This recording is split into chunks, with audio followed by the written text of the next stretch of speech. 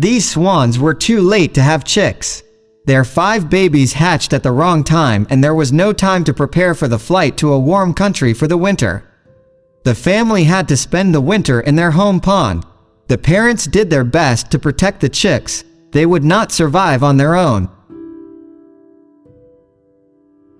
Everything seemed to be going well until mid-February, when the frost hit. The water in the pond froze. The birds had no choice but to fly to the nearest village in search of food. The locals took pity on the swans and started feeding them. Some people tried to find a place for the birds to spend the winter, contacting the media and various communities on the internet.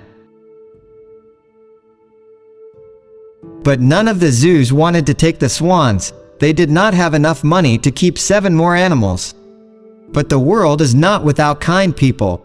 There was one woman who could help. Her name was Mila, and she owned several restaurants in Ostrov. She agreed to take in the unfortunate swans and put them in her greenhouse. Mila fed the birds leftovers from her restaurants, so they didn't starve and got all the nutrients they needed from the same frozen fish. After a few weeks, the swans had gained strength and looked much better. One of the swans in this small flock was different. It was black, while the others were white. It turned out that this bird had been the first to appear on the pond.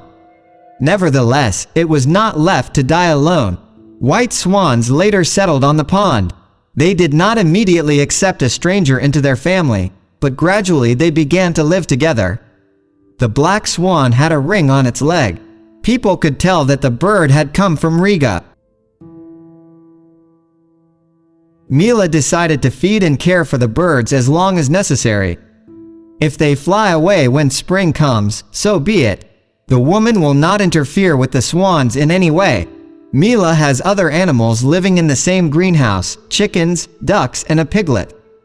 She is very happy that there are still kind people in the world who do not abandon animals in trouble, but help them to survive.